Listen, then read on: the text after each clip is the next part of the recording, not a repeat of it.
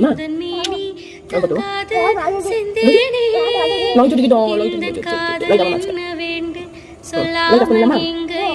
அழுகை வந்தது. இந்த சோகம் உன்னை தாக்கும் என்றென்று போதும் அந்த அழுகை நின்றது. மனிதன் உணர்ந்து கொள்ள இது மனித காதல் அல்ல, அதையும் தாண்டி புனிதமானது. அபிராமியே தாலாட்டு சாமியே நான் தானே தெரியுமா?